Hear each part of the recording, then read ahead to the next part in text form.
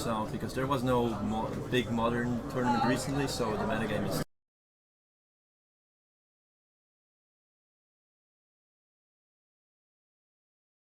Welcome back, my friends, to live coverage of Bazaar of Moxen and Annecy. It's a great pleasure to have your company as we head straight down to the feature match area. Players already underway with Modern here. We just saw Serafin Vellinger there with his Storm deck tech and Pierre Canali. It's him playing in the feature match right now. Yeah, I'm really happy about that. I told you this morning at the beginning of the day that I really enjoy watching combo decks. I love combo decks, I love play them, I love watch them, and I'm really happy it's in the feature match area right now. So these guys at X and 1, both of them sort of playing to keep their heads above water here. They can't really afford to pick up another loss if they want to stay in contention for the top 8. So Vellinger done well so far. Obviously you had a chat with him earlier on in the morning when he was with the deck tech we just saw. A pretty confident, pretty collected player. Yeah, I think he knows what he does. He knows his deck, and he's playing against Infect. So this is the battle of the goldfishes here, really. Exactly, no interaction. No interaction between these two decks. It's just more or less who can be faster. One piece of good news for Vellinger is he can play fast and loose with his life total for sure. Yeah, doesn't matter. Yeah. Sometimes we see the Infect deck on the plan B beating down with Noble Hierarchs, but that's not going to be the case here, Pierre Canali. Both deck can win on turn 4. Maybe even faster, but it's unlikely. I mean, the Storm. It's possible for the Infect to kill on turn 2 if they've got the absolute nuts. But yeah, I think turn 4 is a reasonable spot to put it at here, and we're going to see something of a slower start, more of a setting up sort of phase here for Frederick here. Goblin and Electromancer, very much. Wow, look at this. Yeah, we saw the hand of Serafin, and I'm not surprised he blocked. Okay. His hand is really slow, and he needs to buy time. Still, I mean, in the face of an Apostle's Blessing there, that could have been pretty awkward for Frederick. But all the same, still getting some cards out of the hand. Okay. Here's a Goblin Electromancer number 2. It's been a key pickup for the Storm deck in the last couple of years. But it's a blue medallion, so... You remember Blue Medallion? Oh, yeah, of course. Yeah, absolutely. Blue Medallion. What a card that was. No idea, sorry. You don't know what it is? It was a really old artifact from Tempest, probably, who says every blue spell costs 1 less. Oh, right, okay. And it exists one for each color. Yeah, right.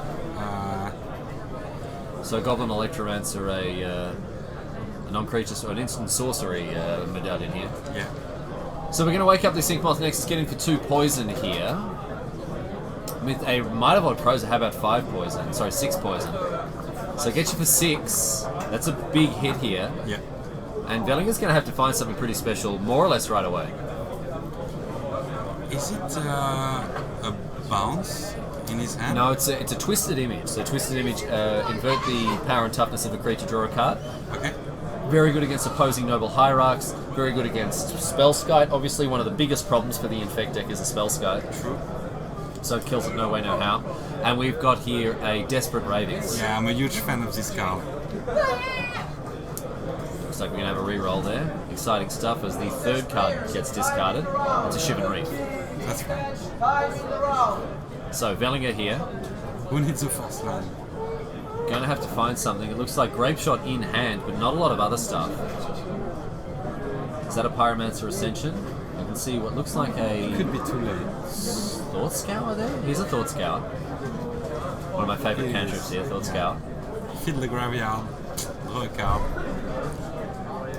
Okay, Probe, Past in Flames, draw a card, and it's another Thought Scour here. But the time is running out for the Storm player on the left-hand side of your screen. Doesn't seem to have the pieces. Although, oh, look at this. The Storm counter has been entered into here. And even the coloured dice as well to show the colours of mana. I don't think he has 18 and 19 mana of colour in pool here. But here we go. Pyretic Ritual. That's interesting. Up to 3. I didn't expect him to start right now. Manamorphose. Sure. So now 2 and 2. There we go. We can make that nice and clear for the viewers at home. 2 blue mana, 2 red mana. Beautiful. And the storm count currently at 3. Vellinger draws a card. Going to have to be something special here. And it is Desperate Ritual. So it goes from 2 up to 3 mana here. Up to 4 mana, I should say. Yeah. Because of the Goblin Electromancer, of course. Exactly. Yep. So it's still 1 cantrip in the end. Yeah, still a Thought Scour in hand here. So we're going to fire that off. It's not often that we see the Storm kill without a Pyromancer Ascension. It won't be a kill, I'm afraid. Serum Visions, Scalding Tarn into the bin, and draws a Sleight of Hand. It's not done yet. Keeps coming. So we need to go Manamorphose into more rituals. Yeah. It's gonna be tough. It's going to be interesting.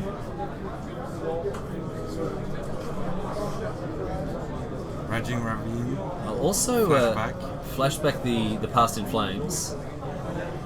Yeah, that's where we're at now. Oh, I didn't see the Yeah, Past in Flames was milled thanks to the... and we're going to see, look at this, more rituals here. So thanks to the Goblin Electromancer, the Goblin Electromancer really pulling a double duty here as we see Vellinger go up and up and up. Storm count at 8 currently. Manamorphose as well is going to provide a nice little bump there as well. Yeah, I think he got the kill. Yeah. That's it. Yeah, up to 9.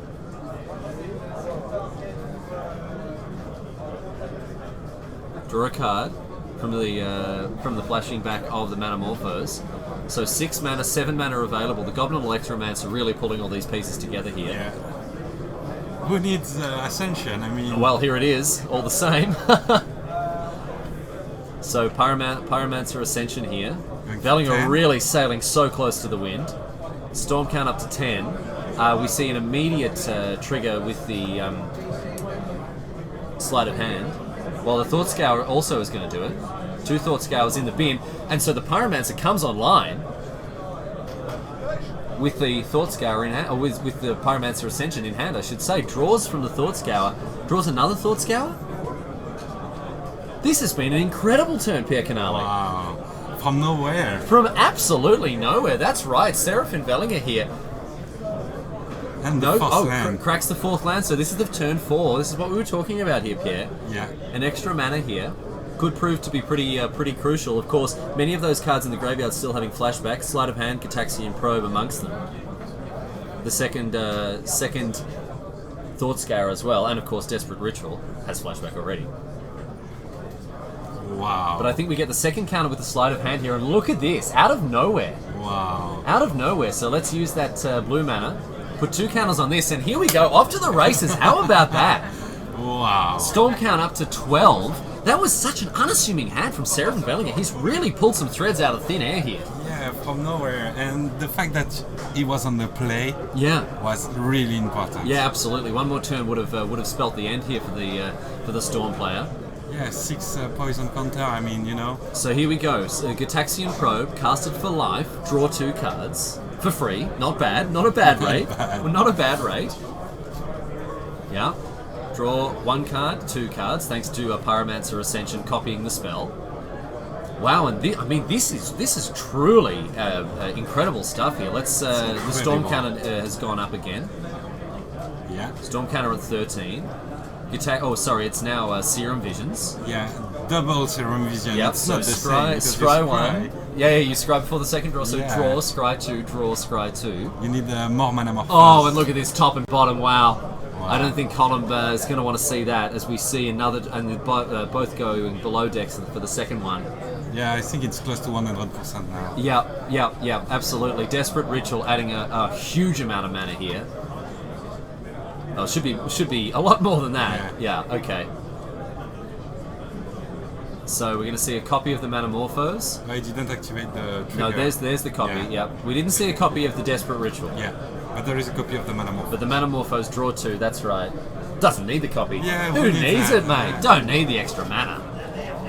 And now Grape Shot you. There you go. How about that? Jeez. Wow. I think it was 3 cards in hand. Goblin Electromancer. Yeah. Storm. Just gone. From Out, nowhere. just absolutely punted him up the park. Hitting him like a train with fists on the end. Look at that. And you can see a rapturous Seraphim Vellinger. A huge big smile on his face. He can't believe it. overwhelmed with joy.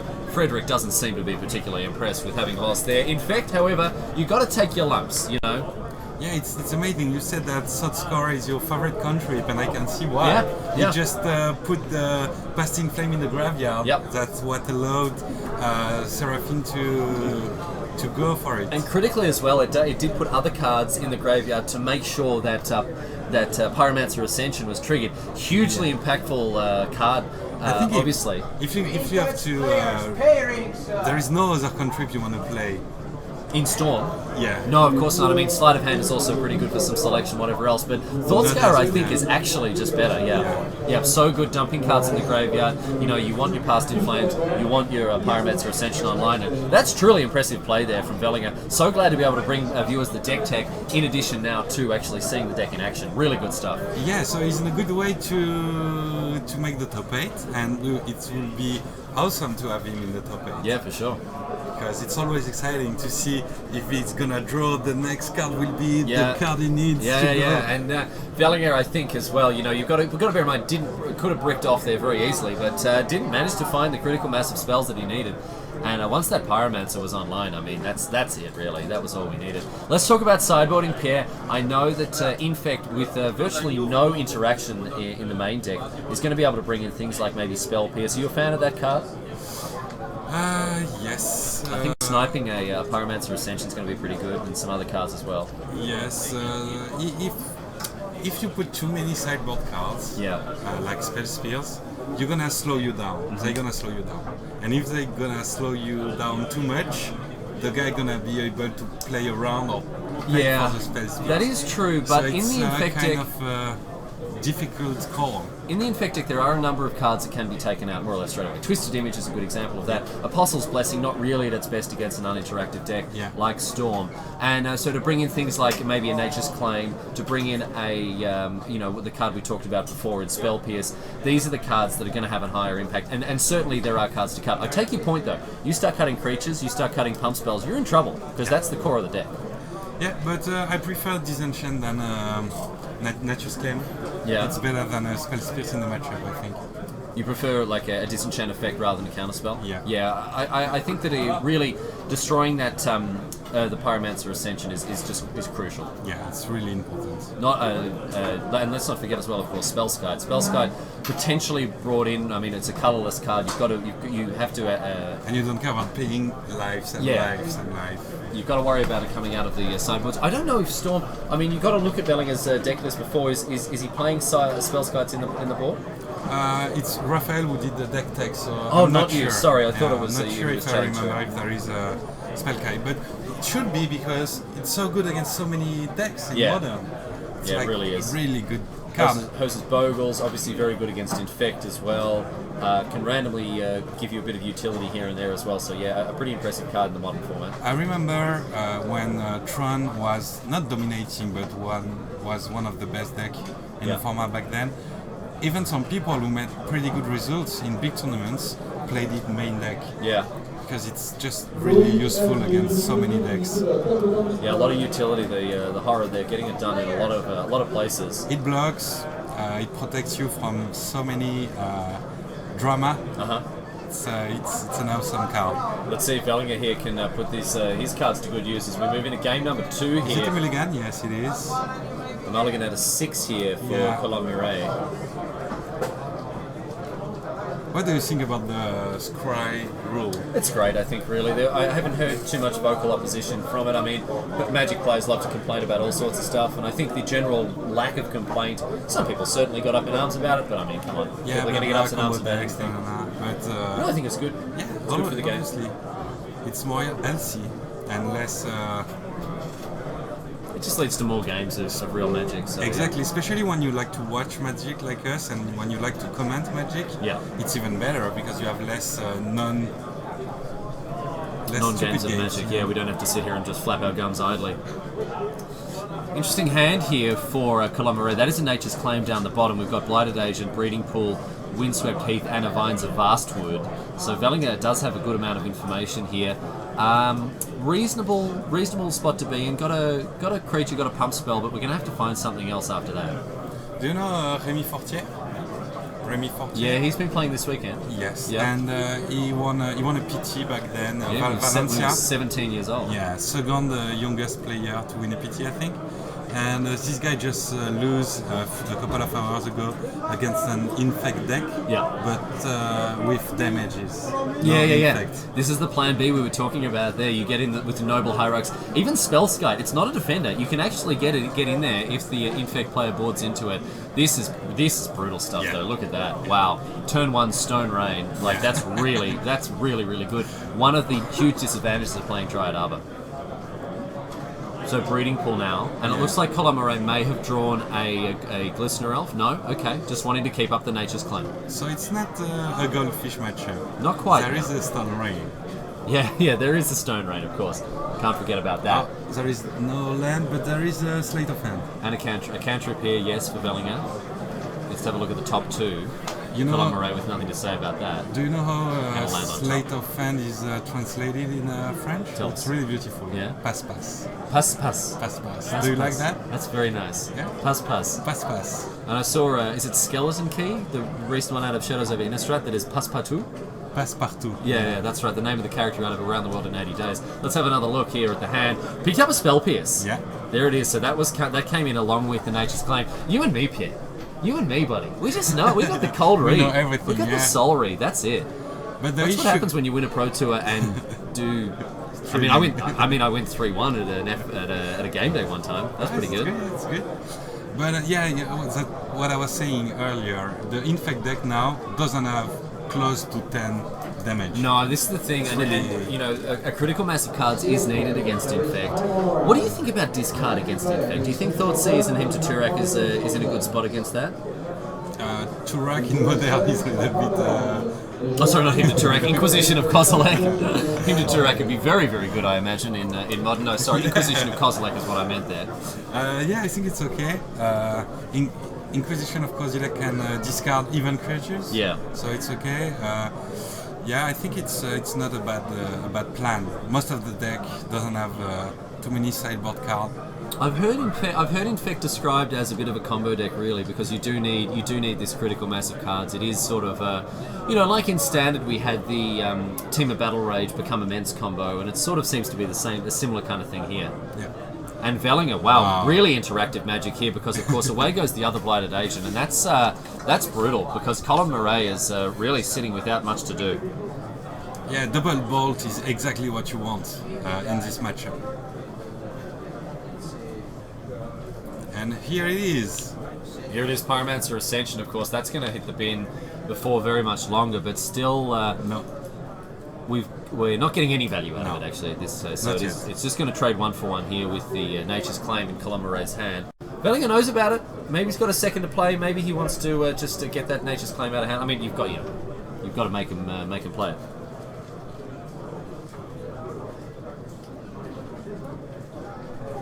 So let's have a look here at what Colomare can bring to bear for his, I think, 4th turn now. Upkeep. Upkeep, Nature's Claim, your thing here. So Vellinger goes down him to 11 already off those Gitaxian probes and fetch lands. But we're going to see Echoing Truth. Okay. Yeah, there is no reason why he didn't play it on his own turn. Yeah. Spell Pierce is going to deal with the Echoing Truth. So Vellinger gains 4, goes up to 15, but both plays with an empty board. Who cares about life? Yeah. The matchup where life doesn't care. Scalding Tarn. What are we going to see here? Metamorphose? Not sure.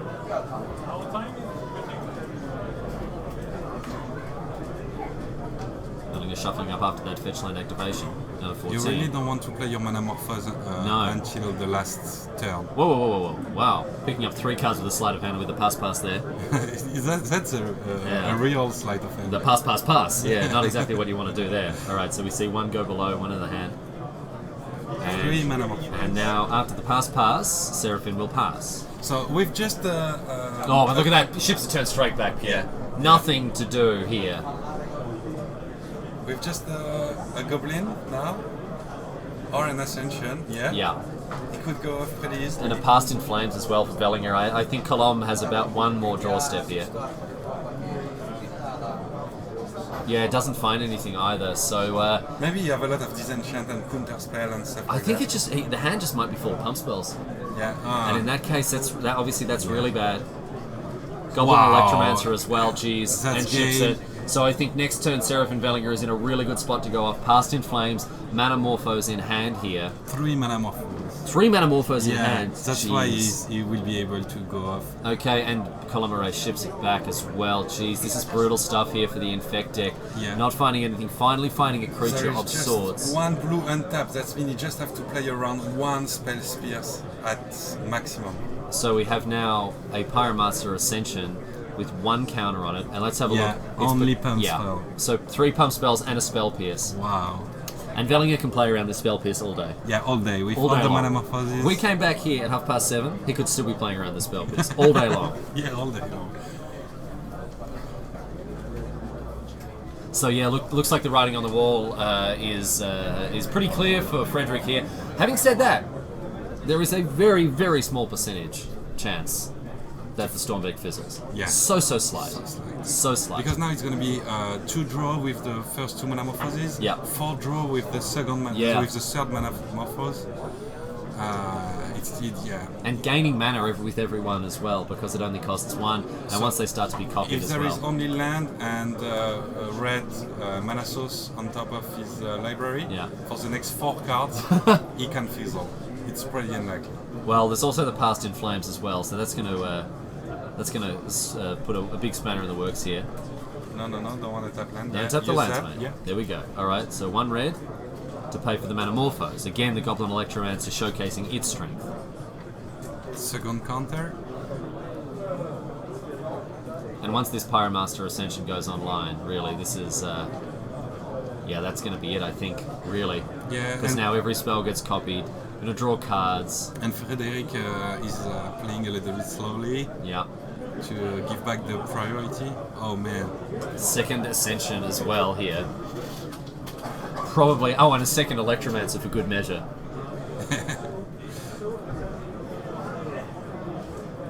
Alright, so we're going to see 3 mana here, and it's going to be Past in Flames. So give all my stuff flashback. And that should do it. I can see Rituals, I can see Manamorphoses, I can see all sorts of stuff in the bin. I mean, that should be enough, really. Yeah. It'd be, again, with a Grave Shot in hand, I think, as well, for Bellingham. Did we Yeah. see that drawn? Yeah. So it's now just a matter of storming up to 20. Not going to be a problem, I think. Not gonna be a problem with all the mana morphos. Still, let's see it played out here.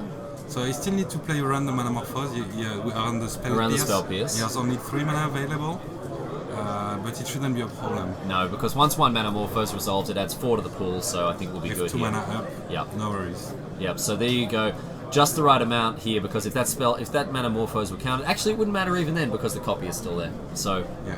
Past in Flames, the acting as a Yawgmoth's Will. We have seen actual literal Yawgmoth's Will earlier on today during our vintage, but right now it's time for modern Yawgmoth's Will, which is of course Past in Flames here. Columbia not with a lot of options. Manamorphose, the first spell to be cast. Copy, I imagine, on the stack too. But I think the MVP over these last 2 games has certainly been the Goblin. Goblin Electromancer has just shown us, Wow. he's showcased exactly how powerful it is in this deck. Yeah, and in Modern he's not supposed to stay on the table. No. But against Infect and Yeah. other non-removal decks, he's just as good as almost as good as the Pyromancer Ascension. Yeah, no, for sure. The Electromancer with a huge target painted on it, and often will die, given the fact that there are no other creatures for all the lightning bolts and paths to exiles to be Terminate pointed and at. Yeah, blah, for blah, sure. Abrupt decay, all the rest of it. Yeah, copy on the stack, draw 2, Draw 2, look at that. 1 mana, do it again. draw 2, gain 4 mana. That's Jeez. insane. Alright, so another Past in Flames as well in the hand of Bellinger here. So now he can go for a Git Action Probe. Yeah, probe, draw 2, look at your hand twice. Very strong. Very strong. Very strong. It's like double trample. And the bolts as well. Don't even have to get to 20 Storm. Yeah. Don't even have to get to 20 Storm, mate. Yeah, just for fun. Bolt you twice. Yeah. So that's going to take him down to 11. Jeez. I mean, already Frederick not having to get, Seraphine not having to get to 20 thanks to the fact that we're on 17 live. But still, I mean, this is a huge game here. Yeah, double sleight of hand as well. Is it visions or sleight of hand? Vision. Visions. Okay. Yeah. Yep. And now a prophetic. Oh, sorry, a pyro, a ritual here. Desperate ritual. Desperate ritual. Desperate ritual. Look at that. Desperate ritual just casually adding a 6 mana. Just for fun. Just for fun. No worries. Bolt you. So that's down to 6. That's going to do 6 damage. So now 10 Is there? storm. Oh, wait, there's another bolt. That's Yeah. 12 damage for 2 cards. That's 12 damage for 2 cards, mate. Storm up at 11. And Grape Shot you, and a big handshake. There you go. Seraphine Vellinger never looked to be in trouble, really, there. I mean, Frederick, after a mulligan, unfortunately for him, not able to find the pieces of the puzzle that he needed. But, yeah, that's all she wrote. There we go. Seraphine Vellinger again overjoyed, and his opponent will be a little bit upset, Frederick, there, going down to 5 and 2, probably missing a shot at the top 8. Yeah, and it's exactly what I said. Like, first game, it's really toss dependent. Yeah. And second game, if you bring in too much 8 Yep. for your opponent's combo deck, your deck will be not really consistent, especially if all your creatures die to bolt. You will have a lot of pump spell and 8, and it won't be enough. And I think just the final point there with the mulligan that Frederick made was the fact that it had the creature and the pump spell, but the double bolt was what ended the game there at the beginning. So not playing around the interaction. Anyway, my friends, as you've probably surmised by the fact that there are about 10,000 euros worth of cards on the battlefield, it's not time for Modern anymore. It is Vintage Town that we've gone to. Peter White here, along with Camille Brunel here, and we've got a Merfolk deck. Yeah, and is it game 1? Yeah, it's game 1 because Blood Moon is taking care of the Mutavault.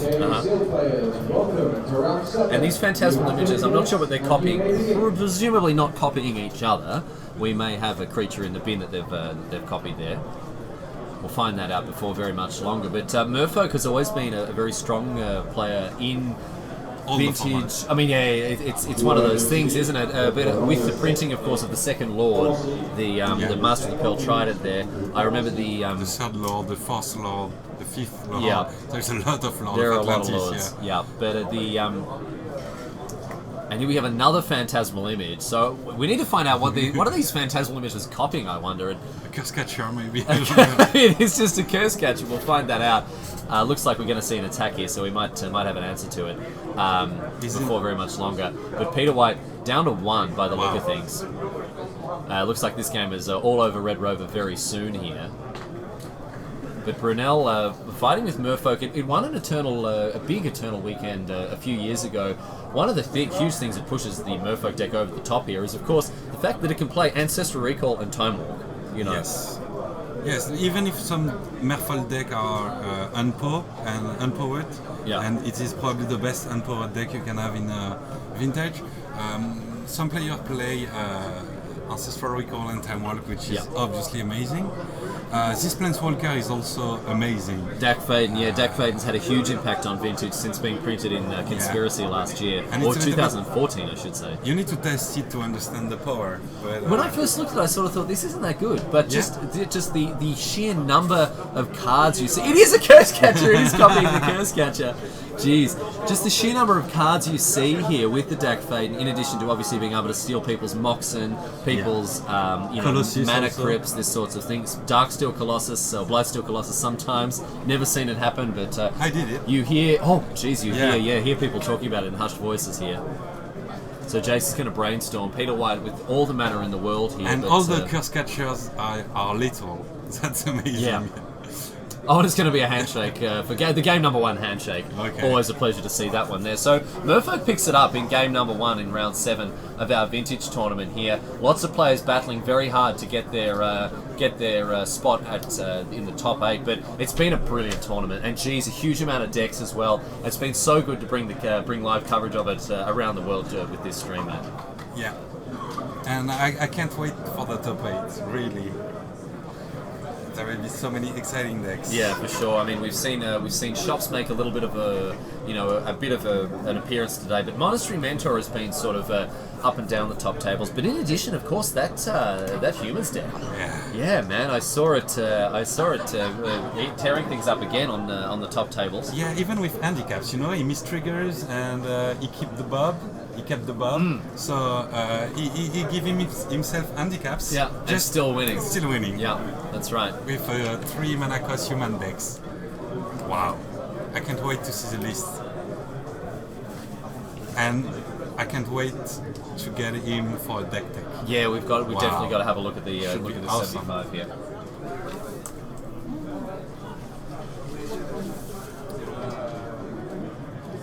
So players sideboarding and shuffling up here. Yeah, maybe Peter would get Pyroclasm in the sideboard.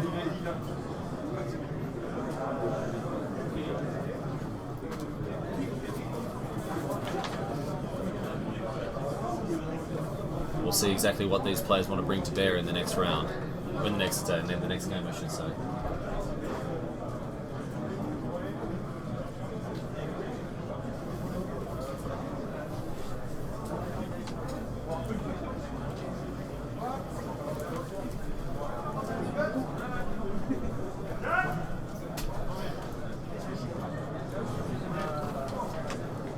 So let's see, here we go, players shuffling up for game number 3 there. You can see, oh man, Sure, what was that? A red card of some kind in Peter White's list there. Looks to be playing a pretty standard blue deck. We've got cards like Blood Moon. Blood Moon, well yeah, Blood Moon an interesting inclusion. It might be the Blood Moon Consecrated Sphinx deck actually, although I'm not exactly sure of how popular that has been this weekend. The version when we see Blue Moon in Modern, but in Legacy, or sorry, in Vintage, what it looks like is a bunch of soul lands, which you would think is a little bit odd, but in conjunction with a lot of basics, Consecrated Sphinx and Blood Moon, it can win a lot of games. I never heard of this deck. No, it's really online. It's played a lot online, and it does play Dak Fadens. It plays obviously counter spells, a lot of mana drains. Obviously, really good if you want to power out a Consecrated Sphinx. Sure. But we'll see if it's been picked up here. It may indeed be this case. Our producers telling us indeed that it is Blue Moon. So we'll see if that is in fact the case here. We didn't get a good look at Peter White's deck list. No, not yet. But we will have. We will find out really soon. What is your favorite deck in Vintage? In Vintage? Oh, mate, that's a very hard question to answer. I've been playing the Blood Moon deck a lot because I really, really like the card Blood Moon. But no, I think Gush Mentor. I think it's really strong. It's a very strong and resilient deck. I don't think it's. I mean, people complain about it being too good or too overpowered. I don't think that's the case. I might be wrong there. I don't know. But another deck I have a soft spot. My friend Jan back in Berlin and I we built and played the fish deck. The 5-color humans deck and the same one. Yeah, well, similar. I mean, not quite as spicy. No Reflector Mages, no Scab Clan Berserkers, and it's a blast to play. Yeah. Because people look at you like you're doing something indecent. It's like, excuse me, this is Vintage, mate. That's too many creatures, bro. You know, come back with your non-creature spells, all right? Yeah. True. I like that. So Peter here with starting with the Jet and an Island. If he wasn't there yesterday, he made the top 8 in... Time Walk. Time Walk acting as an explorer here for Peter White, and his Curse Catcher off an island. I saw a Standstill. I love this card. Which one? Standstill. Oh, a Standstill. Jeez, here we go. Yeah, Standstill at a great, really good against, really good in a position where you can put some early pressure on, and especially a Vial. 8 of Vial. Oh, Ethervile, yeah, of course. Ethervile, and really strong. Here's Standstill. So Standstill, you can see there whenever once it's out, whoever plays the spell first, and the opponent gets to draw 3. Yeah. So, and drawing 3 cards in Vintage, we've heard it's pretty good. Yeah, I think so. And it used to be played in the Standstill's deck. That was the name. I think this is, in fact, the Blue Moon deck. The Ancient Tomb there is making me even more sure that this is the Blood Moon deck here with the Consecrated Sphinx. So Peter White playing a deck that's very near and dear to my heart, and Merfolk is certainly punishing a relatively slow start here from White. Brunel in for 1 with the Curse Catcher here. I can see Lord, a Standstill. Mox Sapphire for... Oh, sorry. Mox Emerald. Nope, the other one. The red one. Jet. No. Oh! Ruby! Jeez. Ruby. Jeez, took me so long to get there. And here is Lord of Atlantis. The old school Lord, mate. Yeah, Harking the back to your first one. time. The first one. The original and the best. Well, actually, Merfolk of the Pearl Trident is actually better. Master of the Pearl Trident is actually better. Yeah, it's the same plus. No, the same, but just you don't give your opponents Merfolk +1/+1. Yeah. Yeah. There's the Lord of Atlantis. So giving all Merfolk +1/+1 and Island Walk. A lot of islands floating around in Vintage, of course. Not going to be doing much blocking. Are you happy to concede that the Master of the Pearl Trident is better than Lord of Atlantis? Yes. You are? Yeah. Yeah, sentimental value has no place in your heart? A small place. A very small place. Winning is more important. So this is the card that we saw before. This is Painful Truths. Wow, so this is a really interesting inclusion. I think it's Painful Truths at least. Is it? Looked very similar to it based on the art. I only got a very quick glimpse of it. No, it's not Painful Truths. The art is similar, but it's... no, it's a red card.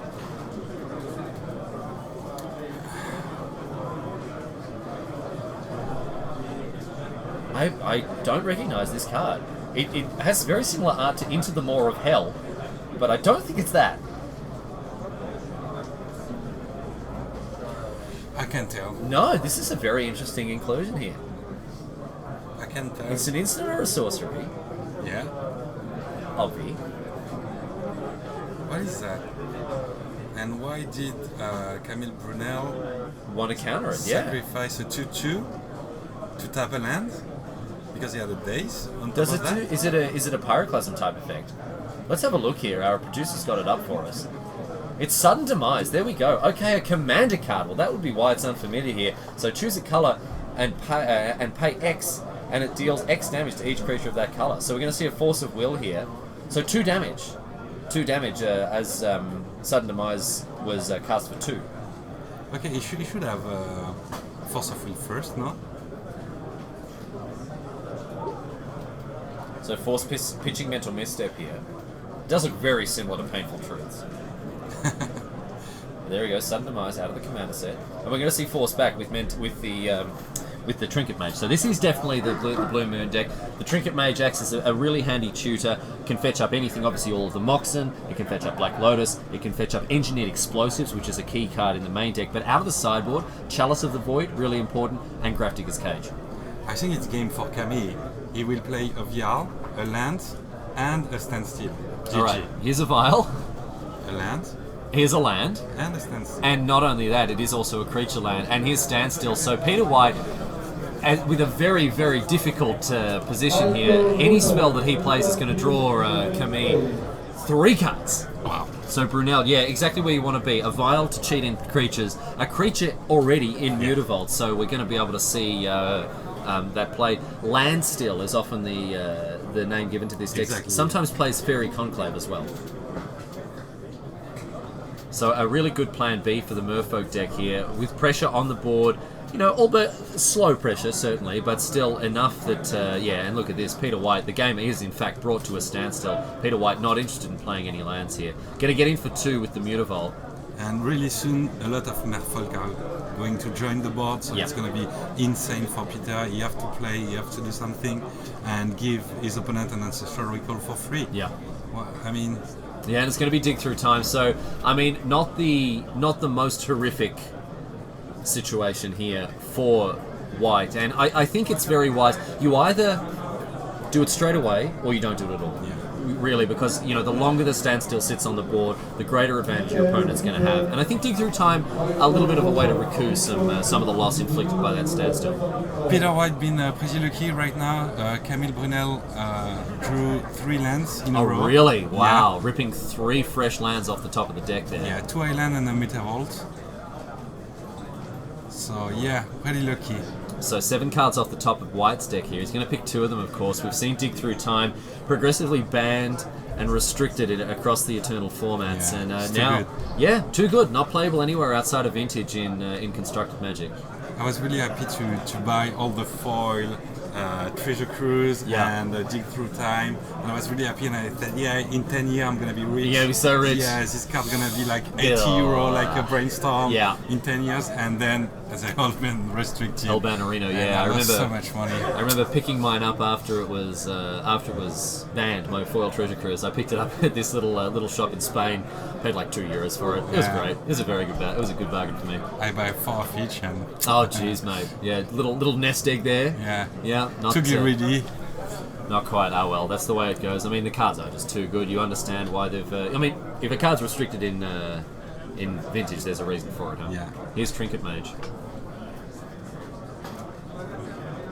So yeah, I suppose that Trinket Mage helps you to ramp up to 6 mana with the Sol Ring and Black Lotus. Yeah.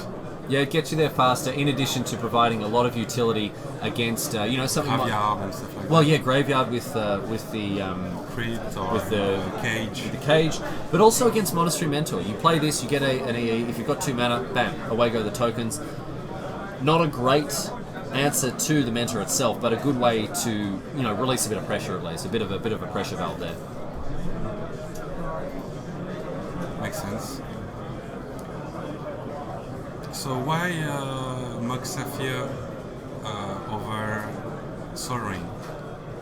Sol Ring is too good. Not sure there. Peter White may have a mana drain in hand. Yeah, makes sense. Yeah, and that could be useful in terms of trying to maintain a relatively empty board. But the problem is Brunel has this Ethervar.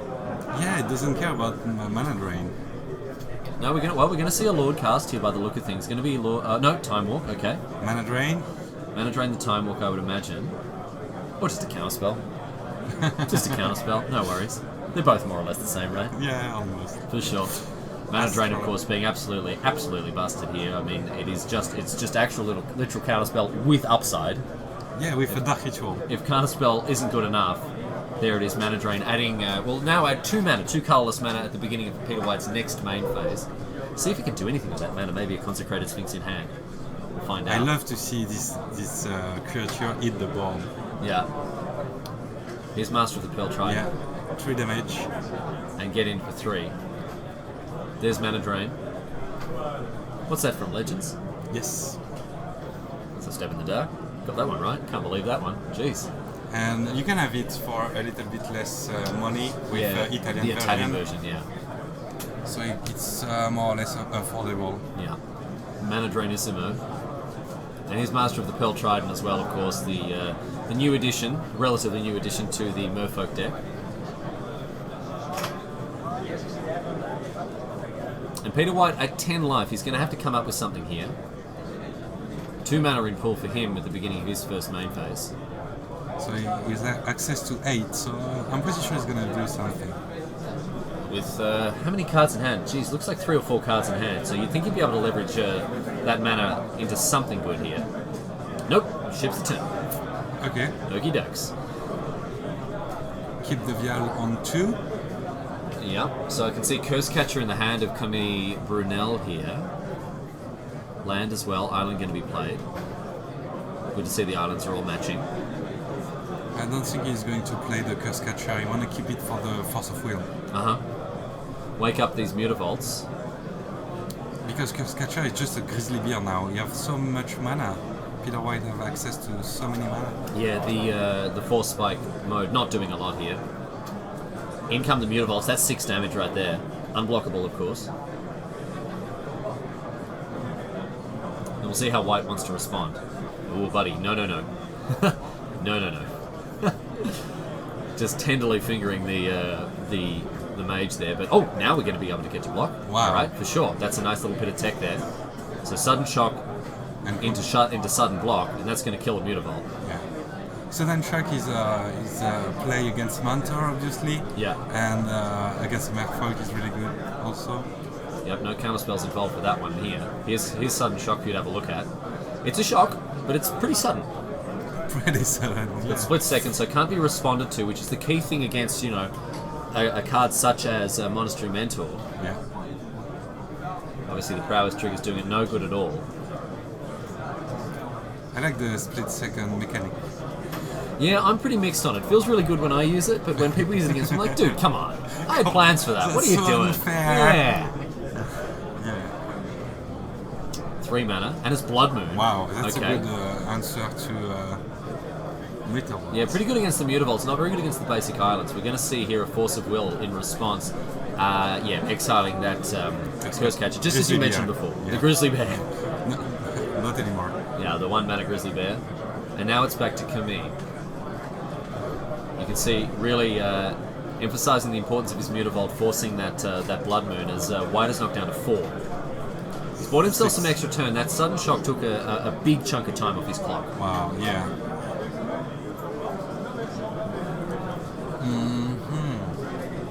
With 6 mana and a lot of cards in hand, I'm curious to... Could you bend your hand and look at his hand? Yeah, sorry, I'll just bend my head over to the left. That's the tried and true Pierre Canali technique. Yeah, can't see anything. He's an EE though. Not enough. Can blow up the Ether Vial. Yeah, but I mean... Yeah, if you have a couple of counterspell in his hand, it's okay. And we're going to see it blow up straight away. Get rid of that Ether Vial. Oh, and Brunel with nothing to do as well. Okay. The ship seems to be righting itself here for Peter White.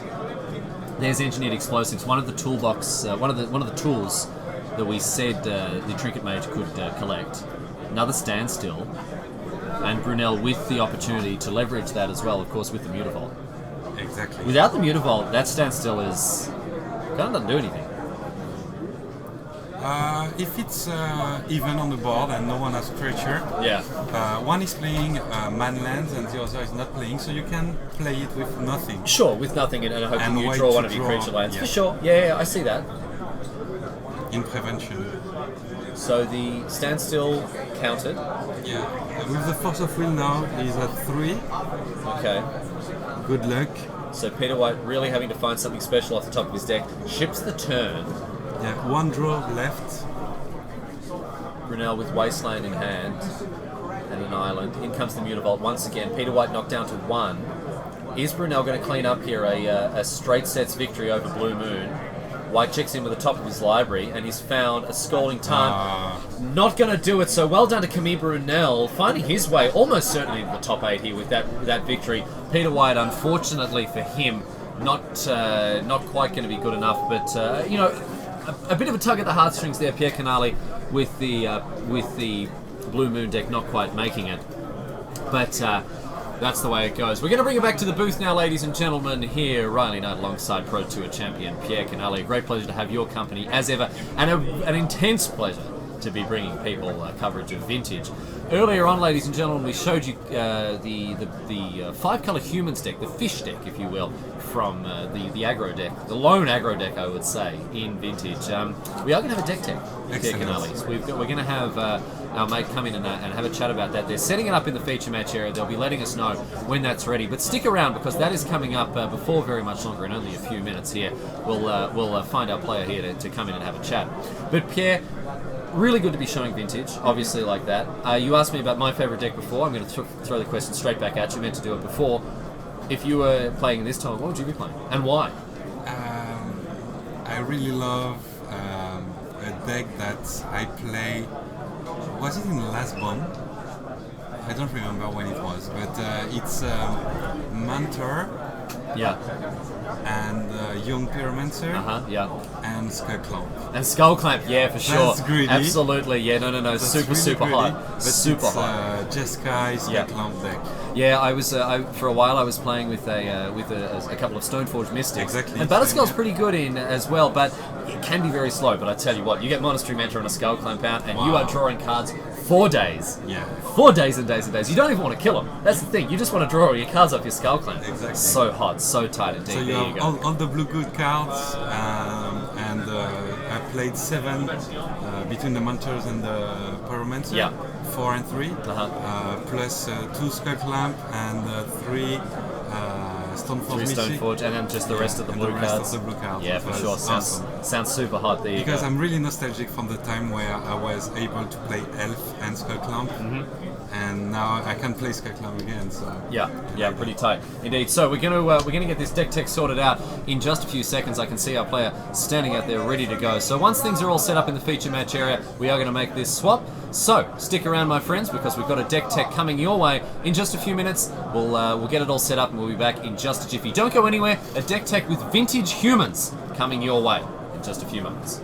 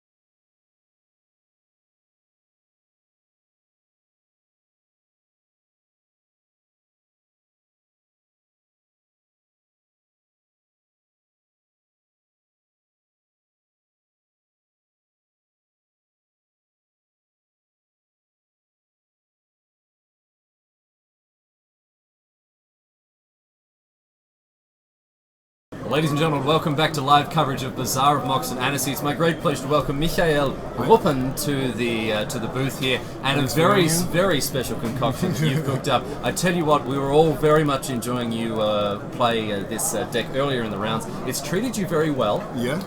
All the way to the top 8 now with the draw in the last round. So congratulations to you for that. Thanks. Let's have a look at what's going on here. I've seen this deck in the past, yes, although a little bit different. There are a couple of cards that are a little bit different. The core of the deck, however, is just play dudes and smash. Play dudes and smash. And disrupt at the same time, so. I want to talk about this disruption. Disruption is something we're very used to in Vintage, Sphere of Amethyst, Sphere of Resistance, Thorn of Amethyst. But you're doing it with legs on here. Yeah. It's, I think, especially Thornburg, Guardian of Thraben is a very important piece to the deck. It's taxing, it pressures the opponent, he has to react on it. Yeah, it's a great card for this deck. And a lot of the other cards, like for example, Grand Abolisher, you've got your Containment Priests, this sort of thing, able to pressure decks playing, unfair Magic. Yes. But the card that really stood out to me is the Scab Clan Berserker. Yeah, that is fantastic. It seems insane because so often the disruptive elements of Vintage is about applying pressure on their mana, but this one just it applies pressure on the life total straight away, skipping the middleman. How has this card performed for you today? It was amazing. I mean, I mean, I could cast it in turn 1, 2 several times, and if the opponent cannot block, it gets renowned, and every non-creature spell deals 2 damage to them. So it's amazing. You know, we see things like, for example, Sphere of Amethyst, meaning it slows them down. They can't play their things. But here, just the shock upstairs is going to add up real quick. And of course, one of the things that really pushes this deck over the edge is we see the power 8 up the top. Not playing the Time Twister, but the power 8. Yes. You mentioned casting Scabclan Berserker on turn 1. Yeah, that's possible, of course. I mean, and quite. I mean, on turn 2, quite likely between all of the accelerants you have. Cheating on mana in that sense really makes this deck so different from, for example, all of these cards in Modern. Yeah, and it's of course a power 8 as you call it. Yeah. It's, I mean, casting a recall just feels great. Yeah. It's the best card. Maybe Black Lotus, but Best card in Magic. Yeah, we can say it. Yeah, for sure. To me at least. Yeah. And you can cast your threats very early. They are resilient due to the Cavern of Souls, and it's all humans except for the Kasali Pride Mage. yes, I noticed the it's only a one cat there. wizard, But the thing, I mean, if we want to talk about the mana base very briefly, it's 4 mana Confluence, 4 City of Brass, 4 Gemstone Caverns, and 4 Cavern of Souls. It's just straight 5 colours. I mean, It's 5 colours. that's all you need, right? Yes. Just the 5 colours. Strip Mine and just the single Wasteland as well. Bit of disruption. Yeah, and more Wastelands in the sideboard for sure. 5 Moxen and the Black Lotus. Any mana trouble throughout the day? Yeah, I had some sketchy hands on where I kept the one lander, but with a noble hierarch, so it makes up for that a little bit. Yeah, I was a little bit concerned in one of the games. You had the double Scab Clan with 2 noble hierarchs in play. Yes. Not the sort of wombo Yeah, combo it's that not you're the place you after. want to be, But still, the card's getting it done. So the mana base there. Time Walk, obviously great in an aggressive deck. Not often leveraged in Vintage to do that sort of thing. And Ancestral Recall. But let's talk about the creatures. Okay. So Noble Hierarch off to a great start with the with For 2 acceleration. things, it's acceleration and the Exalted triggers. They are amazing in this deck. It's just what puts the creatures over the top. Yeah, for sure. Able to get in there with just 1 or 2 creatures at a time. Discussing your deck with some of the other Vintage players here, they were talking about how Vintage decks just aren't set up to deal with creatures. Yeah, they're just not. I mean, maybe some Lightning Bolts, maybe some Swords to Plowshares, but if you're chaining all of these little dudes, it can just be huge. It's hard for them to react to all of my creatures, that's correct. That's right. So if we've got other humans like this, I'm going to talk about Thalia. She's legendary. You're still playing for. Yeah, she's so great. Is it the best? What is the best 2-drop in the deck? Best 2-drop? It's Thalia, yes. By a long way, I would imagine. And Bob has also given you a steady stream of cards. Yes. The curve topping out at 3. Yes, with Scabclan Berserker and Mantis Rider. Mantis Rider. And I want to talk to you about this one. You're not going to get away with this one because, I was expecting all this. As I said, I built the deck in the past before Khans of Tarkir had come out. And so I've seen all the tech that has come with, the Mayor of Averbrook. I saw some of your opponents very confused, having to pick up the card and read it, and you were patiently and it's in explaining German, it to them. so it's... Yeah, I know. You're having to sort of really walk them through it. But Mantis Rider, dude. Yeah, I mean, it's... Just imagine you have 1 Noble Hierarch in play, and maybe a Mayor of Overbrook. Yeah. You get to attack for 5 with Vigilance. With Vigilance and Haste. In 1 turn, so for 3 mana, it's perfect. I think. Absolutely insane. And the Reflector Mage as well, we were talking about that earlier. Yes. How's that performed for you? 3 mana is a lot in Vintage. It's a lot, yeah, but for example, in the first match, I returned a Tormagave to my opponent's hand and could just smash through. Just get in there. Yeah, for sure. I mean, something I think we're very characteristic of these Vintage decks. Not a lot of creatures, but the creatures they do play such high impact. Yeah, to have them bounce for 2 turns, really, really huge. And it's good against Monastery Mantle, so they can replay it in the next turn. So I have 2 turns of where I can do my stuff to get in there. Yeah. What would you say is the principal strength of the deck, though? Because I know we've talked about the fact that it disrupts cards like Grand Abolisher and Containment Priest. Yes. Is it the disruption play, or is it just the fact that you're attacking on an angle that people aren't ready for? I think it's the combination of those 2. It's a disruption in one place and an aggro component at the other side. So just pure aggression getting in there. The opponent is forced to do something against those creatures because they lose.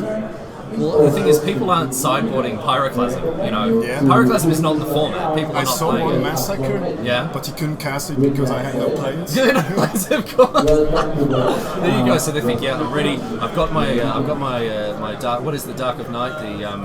the Dread of Night. I've got that ready. There's no way I can possibly lose. And then you're just going, no. You got the whole rainbow here to contend with, for sure. Let's move and have a look. Have a look at the sideboard here. Oh, Containment Priest. There you go. 3 of those bad boys. Yes. Let's have a look at the sideboard here. Grand Abolisher, Containment Priest, a split between the main and the board. Why are these cards in your deck? Grand Abolisher is good against all sorts of control decks. If I do not have a Cavern of Souls, which makes my humans uncomfortable, I can rely on this guy here. Yeah. It's really good, so they cannot activate any effects or whatever. And the Containment Priest is good against Dredge and Oath. And Oath, yeah. And both it's of these... human, Flash, humans. So. Yeah, it'll get in there for sure. I mean, both of these decks you mentioned, Dredge and Oath, I mean, any percentage points you can pick up against Dredge are going to be so fantastic. And main deck Containment Priest is going to go a long way in doing that. If I have this in my starting hand and play against Dredge, I don't think that the Dredge player can win again. Win that match. Yeah, and this is the sort of the nature of the glass cannon, those types of deck. Oath, a little bit more resilient, but still, I mean, both. I mean, we see Oath with Tinker sometimes as well, and the Containment Priest is going to get both of them. And the cool thing about it is it is also human, so it's pushed by Mayor of Overbrook. Oh, it's boosted, of course, by that as well. Yeah, for sure.